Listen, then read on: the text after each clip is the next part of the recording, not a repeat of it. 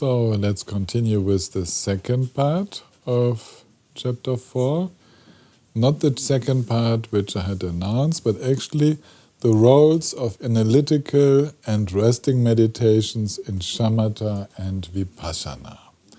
That's the title. Because Shamatha and Vipassana are not identical with resting meditation and analytical meditation. Shamatha has both aspects and Vipassana has both aspects. And we need to understand that one does not equal the other. During Shamatha practice, during the practice of mental calm, of calm abiding, we need analysis, this discerning wisdom, to know the afflictions, the presence, the cause, the interaction, and the nature of the afflictions, the emotional obscurations. And we need analysis to modify our way to meditate in accordance with the actual experience. The main purpose of meditation being to purify the kleshas, the afflictions, the emotional states, then there needs to be a capacity active that knows their presence, observes how they arise, what precedes a certain mental state, what are the factors helping that it finishes, what are the factors prolonging it. So all of this is the analytical aspect of Shamatha practice. And of course, knowing the presence of dullness, torpor, sluggishness, or agitation, stress, bewilderment, and so on.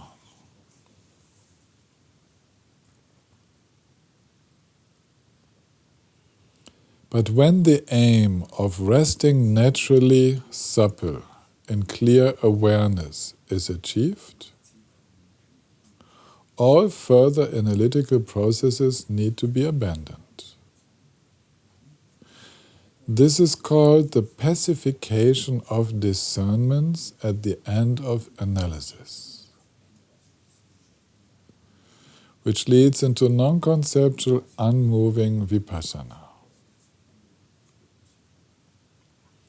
So, all analysis in the calm state of mind, however beneficial it may be, will have the effect, if it is well done, to kind of dissolve a knot.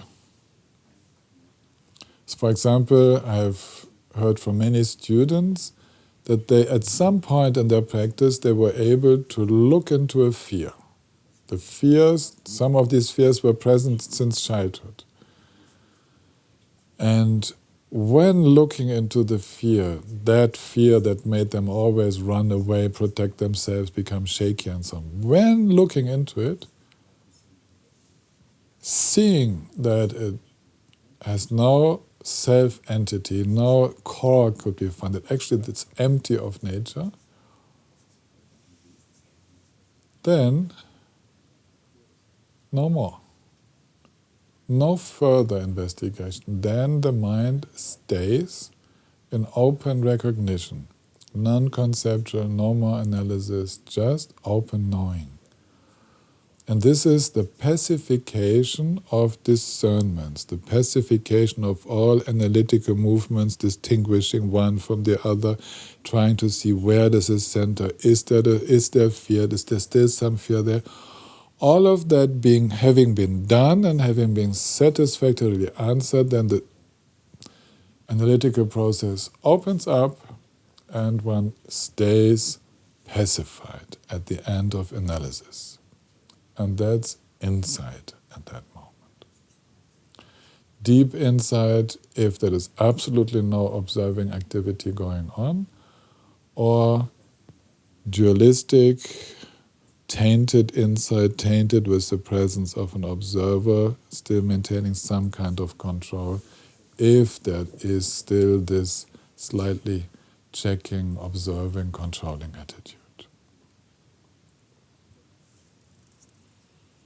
When conceptual thinking and analysis stop, after full discernment, true Vipassana arises, and we simply rest in the view. The unification of calm and insight is achieved, and we only occasionally use analysis to verify just how the meditation goes. So, resting in the view is that moment of seeing the absence of substantiality in any of the emotions that we look into, in any of the mental states, looking into the subject, looking into the object. That which arises then, when it shows as open mind, that's called true Vipassana, resting in the view. Seeing the non-self, nothing to be seen. Yes, seeing non-self, nothing. The fact that there is nothing to be seen in full seeing, this is called the seeing.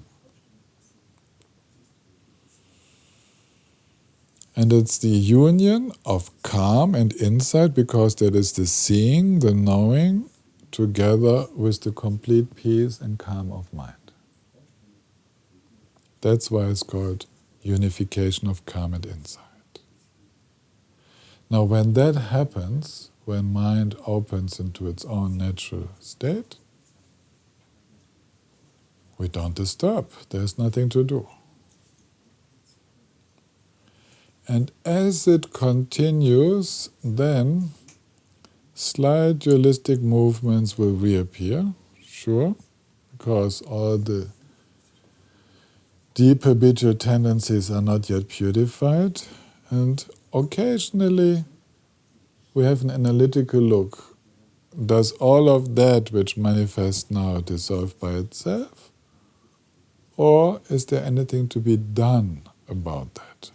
Do these dualistic tendencies, these subtle tendencies, reinstall themselves to such a degree that I have to change my way of practicing or my way of looking, my posture, and so on? But this is just done from time to time. And when there is a deep trust, normally nothing needs to be done. It feels as if we just need to reactivate the view, the understanding, the seeing of just how it is.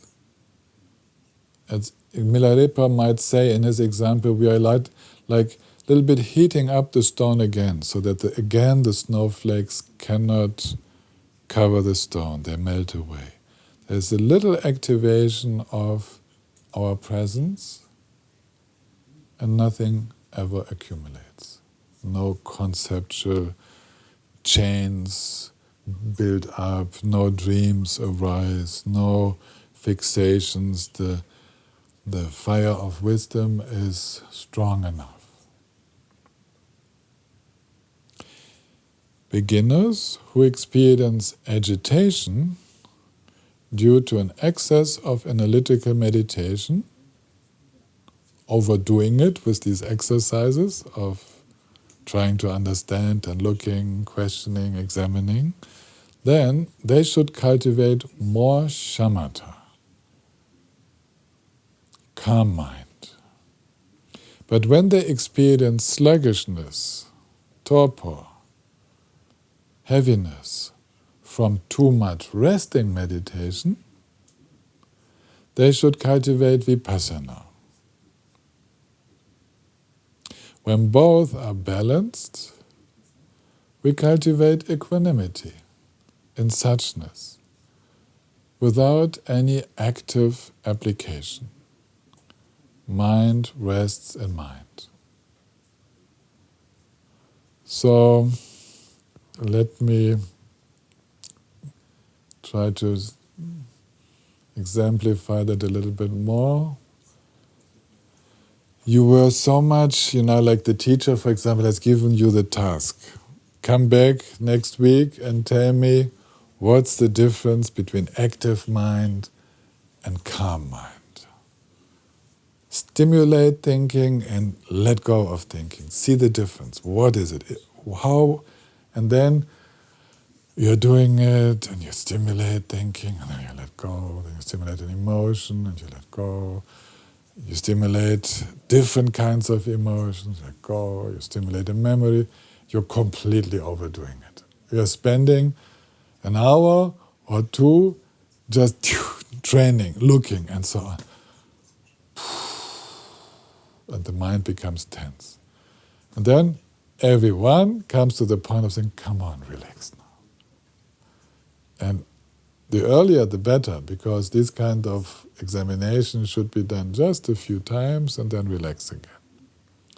So this correcting measure of just staying, then that will immediately have the effect of experiencing more openness. The clarity is still there, but there is no more fuel in the agitation, so very quickly the mind feels open and balanced.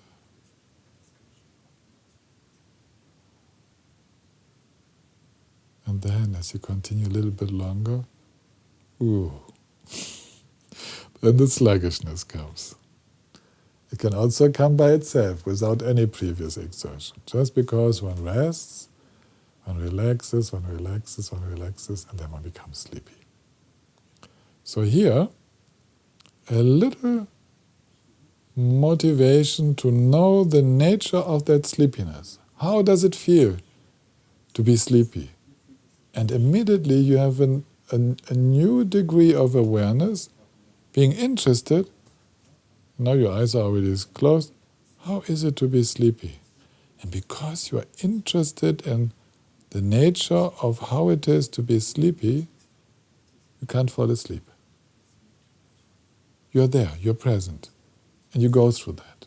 And you might do more than that, but it's actually sufficient. There's a slight renewal of the interest to know, a moment of analytical stimulation. And you can do more. If you need more, you're welcome.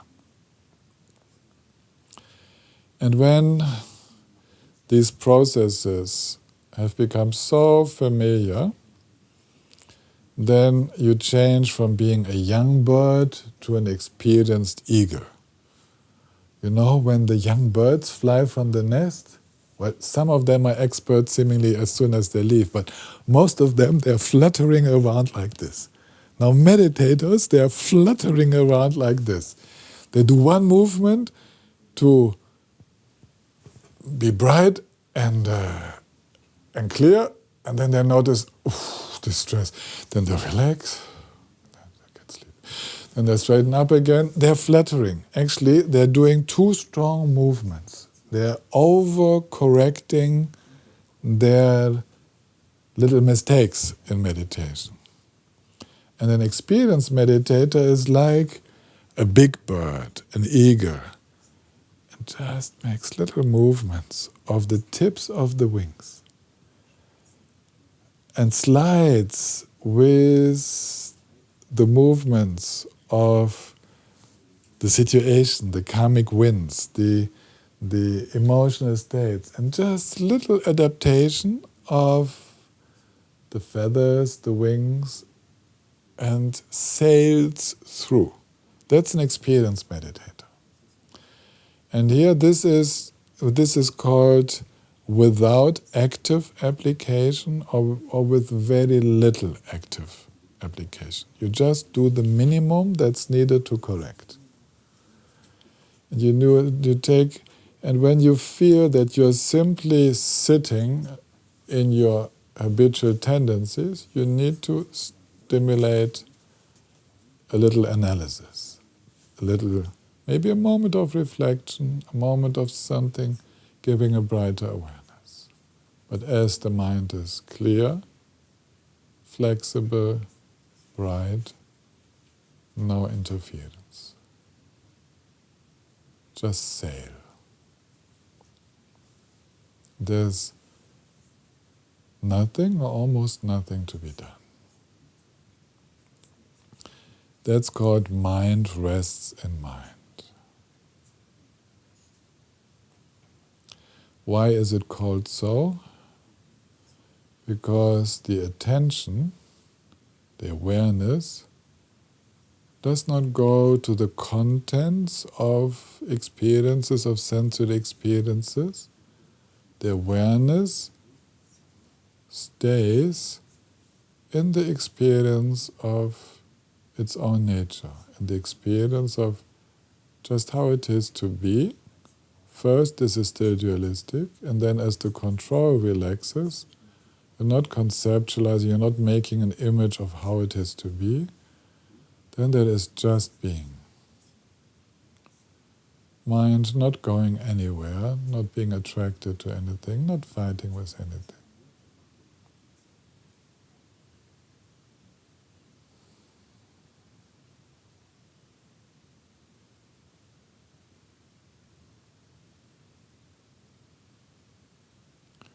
You might notice, although in that state there might still be some sensory perceptions appearing, it does not change mind from resting in mind.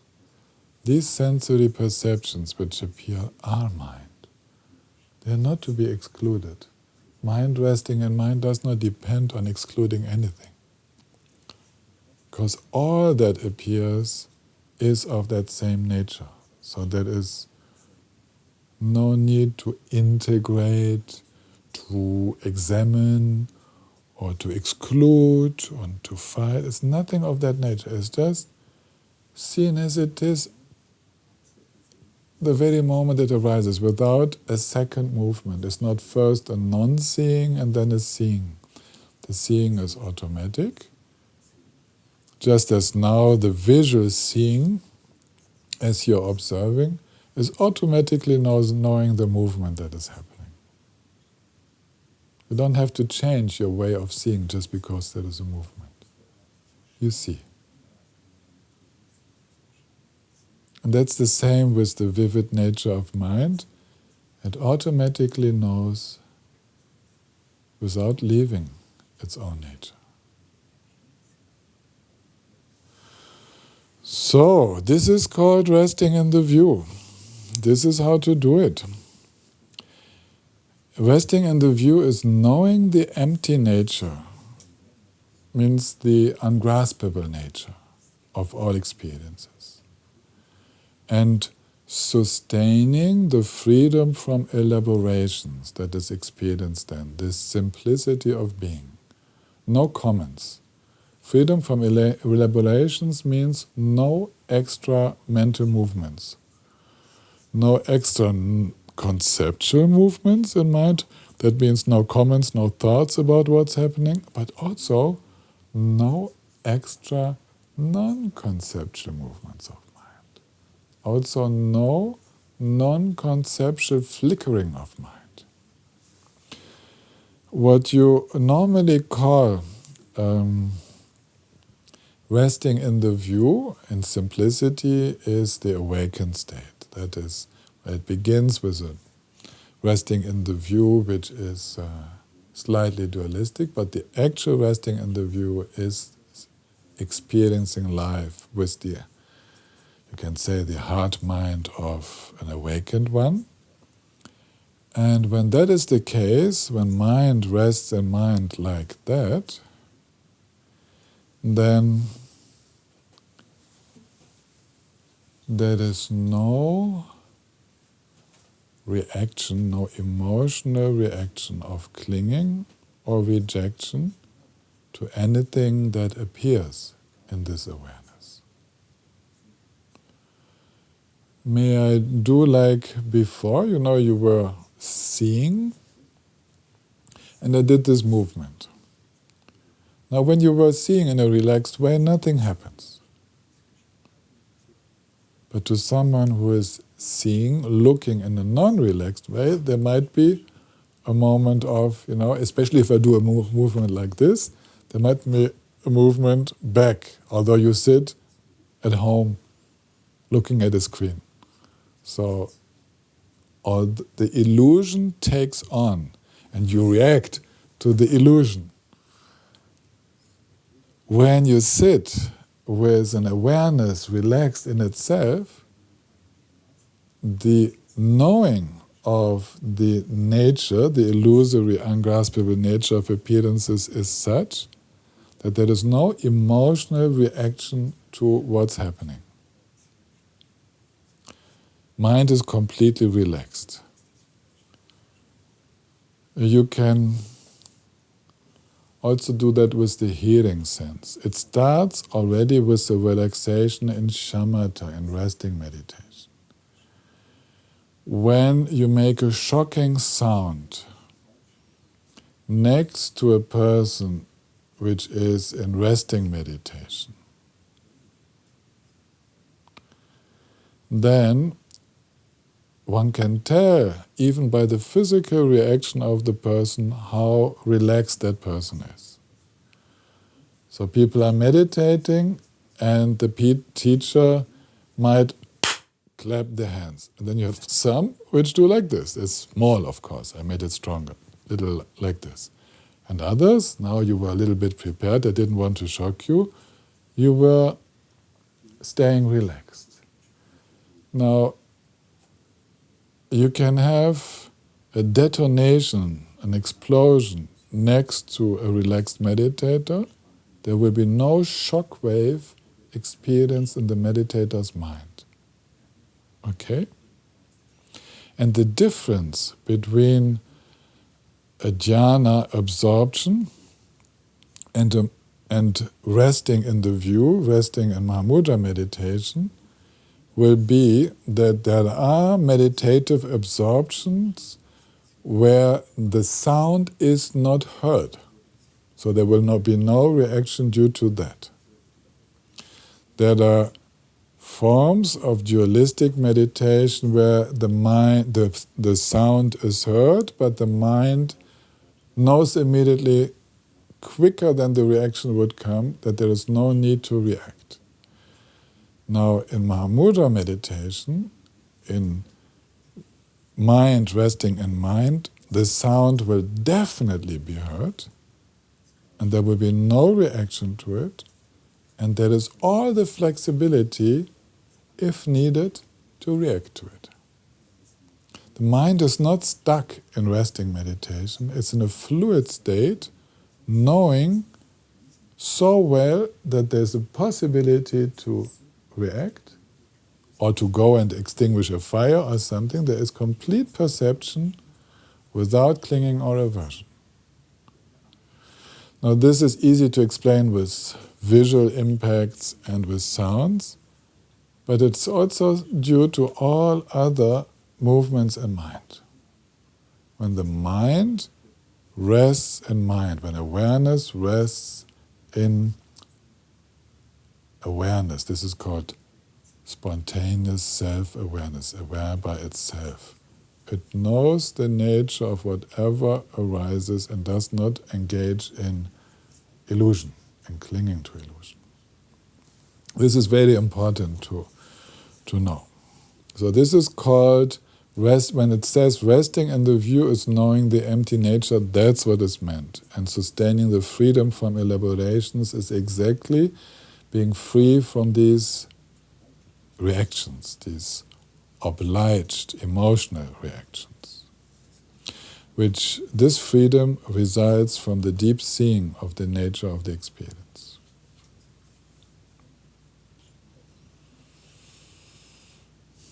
And now, in the later part of the chapter, then Dakputashi Namgyal explains wisdom, discerning wisdom, prajna. And that is this famous differentiation of wisdom arising from study or hearing, wisdom arising from contemplation, and wisdom arising from meditation. You might know that from the Mahamudra prayer of the third Karmapa.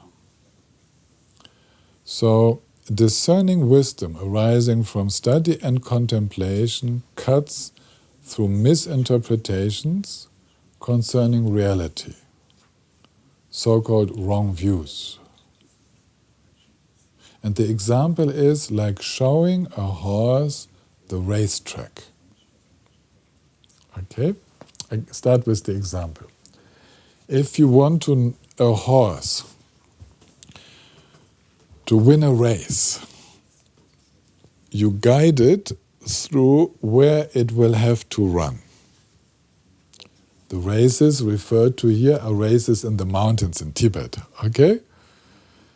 There are obstacles. So you show the horse where it has to go through. And maybe you make a slow ride along the track.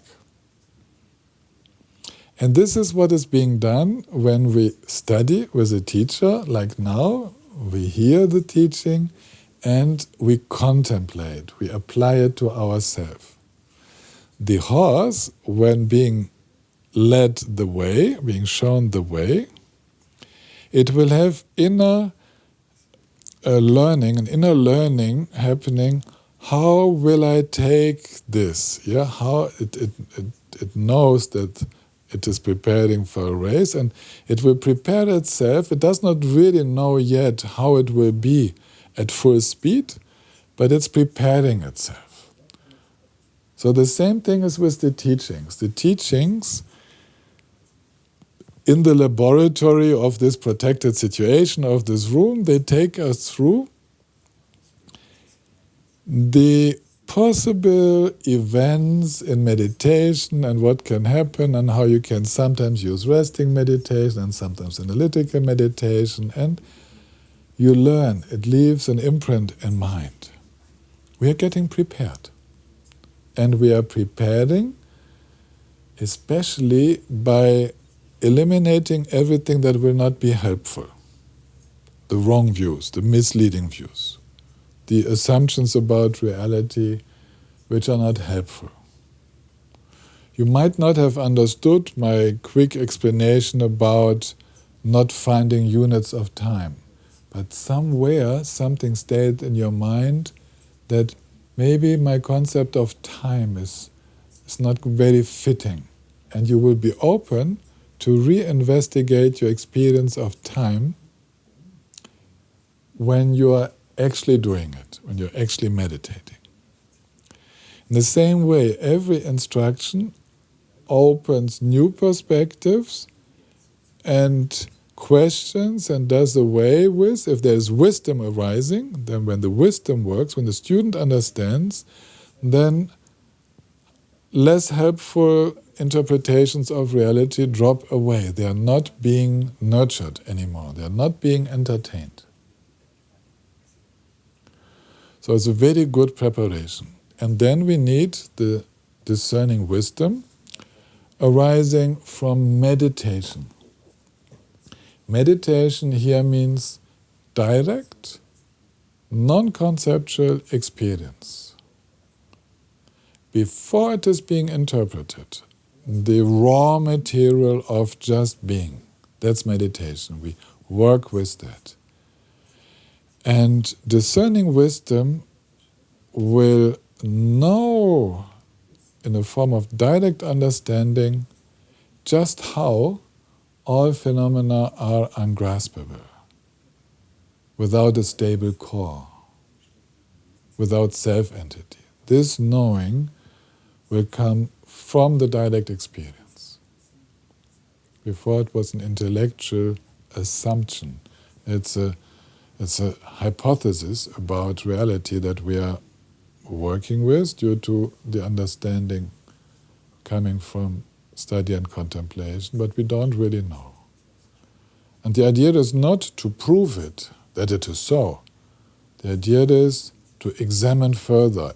is it so or is it different? And you can be sure that the conceptual understanding from study and contemplation still has to be corrected. It is definitely wrong. You can be sure about that. So we are not going to prove that the conceptual understanding is right, because that would not be awakening. The conceptual understanding is hollow. It is not based on direct cognition. And when you have a very well-trained scholar, let's take someone like Naropa, a very well-trained scholar, who was the master of his time in explaining and in debate and so on. And that master is guided from intellectual understanding into direct understanding, realization. This master will give the same teaching about the same topics that he was teaching before in a different way. Something has changed. The way to communicate that, the way to present it will be different. Even some types of teaching will not be given anymore, because one understands good for nothing, not helpful. Not helpful for liberating students or for awakening. So the impact can be seen when a person shifts from intellectual wisdom, contemplative wisdom, to direct understanding arising from meditation. So, this discerning wisdom, this prajna, in a calm mind, allows for clear insight to arise. Just like light coming into fine eyes, perceiving well, allows for clear seeing. Clear seeing can only arise because there is sufficient light. Now, shamatha practice, or let's better say again, calm mind, yes, a calm mind is able to perceive very clearly. It's like a pair of good eyes, yes. They are unimpaired, they are wonderful, they have no lack of capacity. It's like the eagle eyes, yeah, the fantastic eyes to see. Now the best eyes cannot see without light. And this light is prajna, is this discerning wisdom. Wisdom sheds light. It brings in light, and then whatever the clear mind with its enlightening and this capacity to light up, to make things bright, to bring them into focus. This capacity is needed, that things are brought into focus, that we are interested for them in a completely open state of mind. That's when the understanding arises. And what we call prajna, what we call wisdom, this discerning wisdom is an interest, an open interest that brings a field of experience in front of our inner eyes. And then, because of that calm mind, we are able to stay in that and explore that field of experience. And from that, all understanding arises. Until we do not need to even stimulate the interest anymore. We do not need to stimulate any brightening up of any field of experience anymore. We enter the natural brightness of mind, the natural lucidity of mind. The mind is completely stable, is completely clear. There is no more closing of the interest to know. That's what we call purification of ignorance.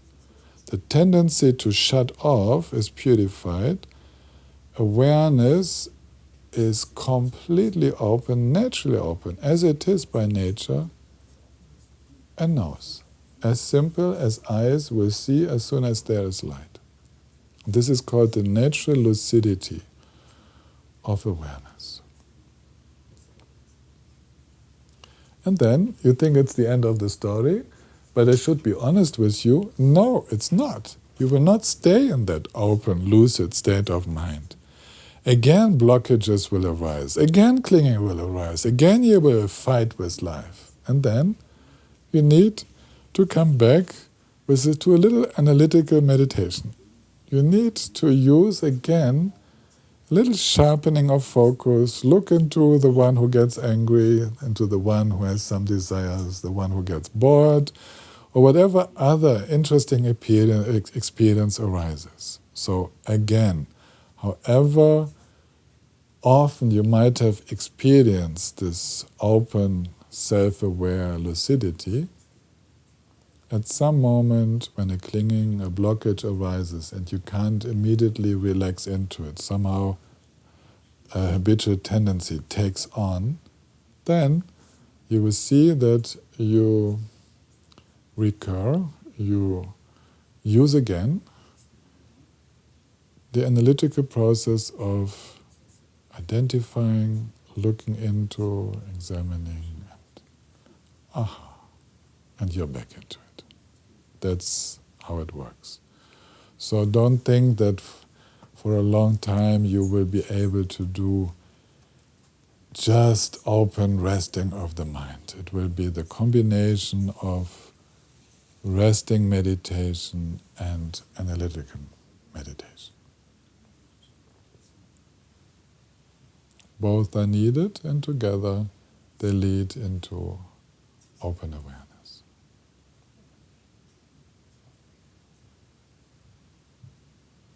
Thank you very much.